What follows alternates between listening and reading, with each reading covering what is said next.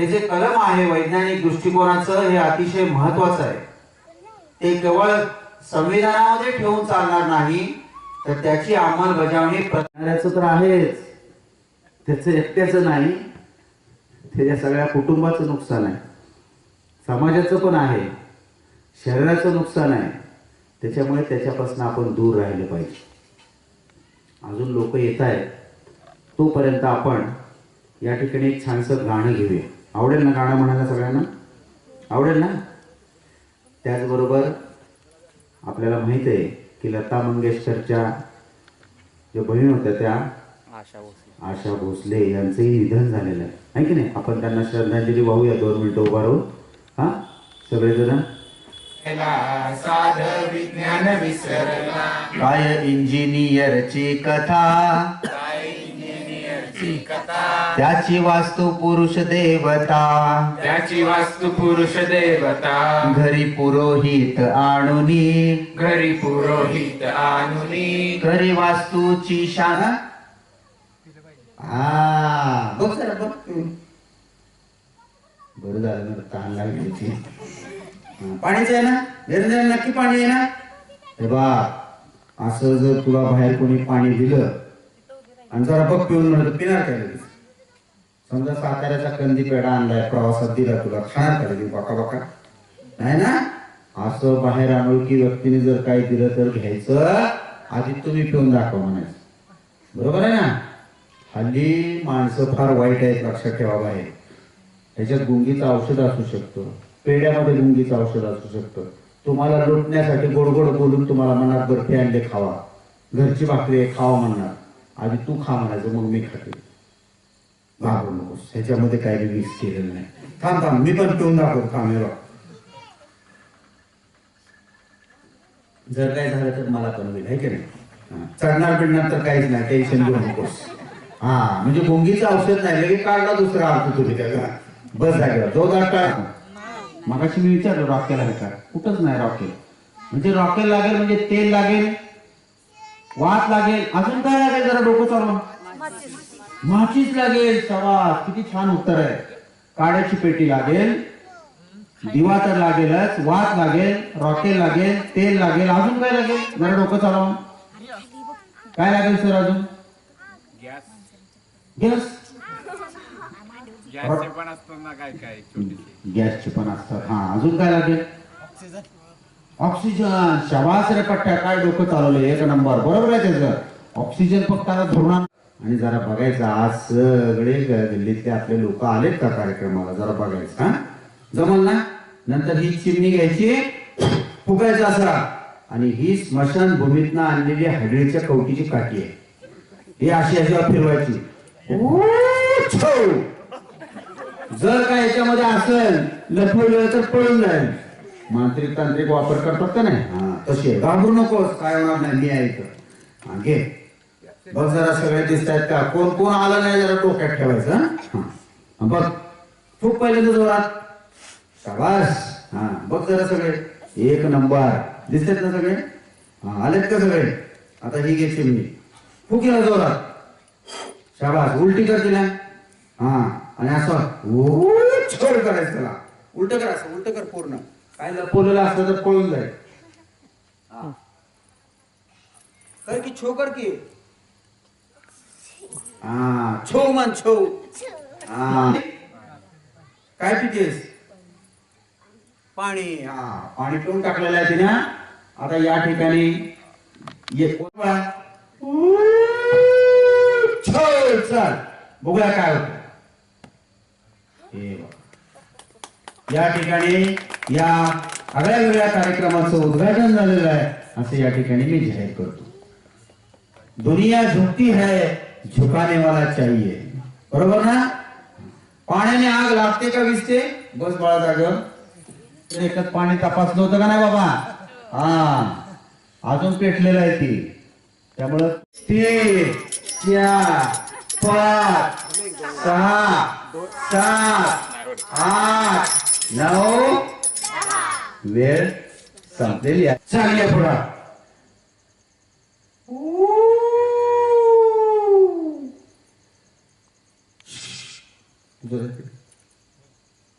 कार्यकर्ते तो तू मला बघू नको बाई. तू शिकली ये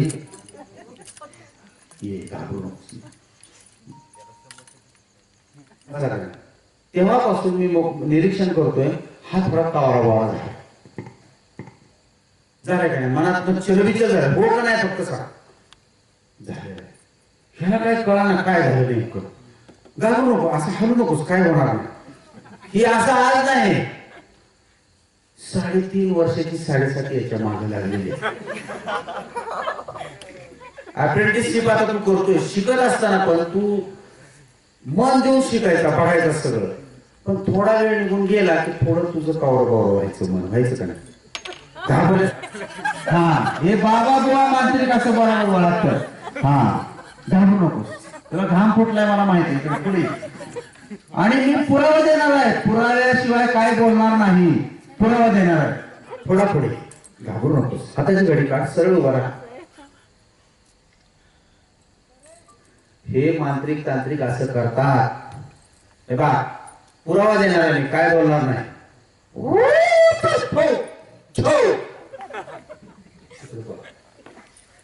हा जरा या सर पहिलवान या. हे नारळ असं धरा शिंडी तुमच्याकडे करा. हा इथं फोडायचं जोरात एका तांक्यात फुटला पाहिजे इकडनं खाल्लं पडायचं. हा हा फोडा. सुटलं का फोडा सुकलेलंच आहे का पाणी हडवेने खाल्लेले दिसते होते. हा बस फोडा त्याला पण हात त्याला पण. हा फुटलं की माझ्याकडे द्या फक्त द्या इकडे. पाणी नाही तयार झालं काय तर खायचं. बागडीचा तुकडा जरा फोडा बाय घालती मुली घालतात ना. ती जरा असं नारळी बाजूला करा. अजून काय आलंय बघूया. जोरात खोबरं आहे पाणी सगळं हडवेने खाऊन टाकलेलं आहे. हा फोडा त्याला फोडा. शाबास आणि ये बघ ये बघ ये बघ रिपोर्ट कोण घालत याचा अर्थ 100% तुझ्या मागे कुठली तरी पायच लागलेली आहे. तुझ्या मागच्या जन्मीची. घाबरू नकोस. हे बघितलं ना तुझं कल्याण करायसाठीच तुला मी बोलवलेलं आहे. मला सांग तुझं आता डोकं जड होणार आहे जड होणार आहे जड होणार आहे. डोकं जड व्हायला लागले जड व्हायला लागले जड व्हायला लागले. डोकं जड होतंय जड होतंय जड होतंय. डोकं जड व्हायला लागले जड व्हायला लागले जड व्हायला लागले. डोकं जड होतंय का हळूहळू होतंय का नाही होत. थांब होणार आहे. डोकं जड जड होतंय. डोकं जड व्हायला लागलेलं आहे. डोकं जड होतंय का डोकं जड होतंय का होतंय ना हा व्हायला लागले. मला सांग हे काय पोट आहे आणि हे काय कपाळाला लावलं तर डोकं आहे म्हणते. 100% बाहेरचं आहे. वरचं काय मग कपाळ आहे. हा ठीक आहे ठीक आहे असं होतं काय काळजी करू. आता निघून जाणार आहे सगळी साडी. एक पॉवरफुल मंत्र म्हणणार आहे. मंत्र असा आहे बाबासाहेबांनी एक मंत्र शिकवला होता माहितीये का. कुठला मंत्र आहे बघा. शिका संघटित व्हा आणि संघर्ष करा. पण बाबा बुवा मांत्रिक तांत्रिक मात्र वेगळेच मंत्र म्हणतात. मंत्र असा आहे यांना ठिकाणात माझी प्रकृती डोळे बा. काय कळलं काय कळलं का काय मंत्र कळला का काय नाही. पण मंत्र असा कळणारा म्हणणार आहे. हे दुखतं का कधी पोट दुखतं कधी कधी. मला वाटलंच होतं पोट दुखत असणार कधी कधी. हा कधी कधी म्हणलं डोकं दुखतं कधी कधी. आता मंत्र असा आहे पाठ कर. चला कुणाच्या हातावर ठेव. मस्त मस्त असं सरळ सरळ. थोडस झटका बसल्यासारखं होईल पण इजा होणार नाही. होते का शाबास. आता झोपून दाखव एकदा. झोपून दाखव बघा. या 2000 खेळ्यांच्या पाटावरती आपण सहज चालू शकतो सहज झोपू शकतो. अनेक जत्रा यात्रांमध्ये कुंभमेळ्यांमध्ये असं सांगितलं जातं. हा पाय वर करा पाय पाय पाय वरकडे वा, शाबास. आता उठू नका, तासभर तसंच थांबा. चालतंय म्हणकर, शाबास. हा त्याच्याविषयी जरा हा लिंबू लाल होतो. मगाशी मी नाव घेतलं होतं त्याचं. फिनॉल्फथेलिनची पावडर असते. फिनॉल्फथेलिनची जर पावडर तुम्ही चाकूला लावून ठेवली आधीच, आणि लिंबामध्ये काय असतं, सायट्रिक ऍसिड असतं, त्याच्यामुळे तुम्ही तो कापला की त्याच्या रासायनिक क्रिया होते आणि लाल रंग तयार होतो. त्यात हळद यूज केली तरी पण हळद यूज केली तरी इतकं होत नाही. जसं जसं हळदीचं कुंकू करता येतं किंवा कुंकाचा बुक्का करता येतो. जर तुम्ही घरातली हळद घेतली आणि आपली निरमा पावडर असते का, निरमा पावडर त्याच्यात टाका, पाणी टाका, लाल होतं. लाल होतं. आणि जर कुंकाचा बुक्का करायचा असेल, एखाद्या महिलेला जर फसवायचा असेल की तुझ्या कपाळ सौभाग्याला धोका आहे, कुंकाचा काय झालाय, बुक्का झालाय, तिला कुंकू आणायला लावतात, पण ह्याला मिश्रित त्याच्यामध्ये काय करतात, निरमा टाकतात आणि त्याच्यावर पाणी टाकलं की ते काळ होतं. तिला वाटतं आईला माझ्या कुंकवाला धोका म्हणजे माझ्या नवऱ्याला धोका आहे, तिचा विश्वास बसतो. त्यामुळे अशा गोष्टी करून लोकांना वेड्यात काढण्याचा हा सगळा प्रकार असतो. अशा गोष्टींवर विश्वास ठेवू नका. याच्याही पेक्षा अधिक ज्ञान तुम्हाला या पुस्तकातनं पण मिळेल. तुम्ही कार्यक्रमानंतर ती जरूर बघा. मी सर्वांचं सोंगाचं आणि ढोंगाचं अंगात येणं दोनच प्रकार असतात.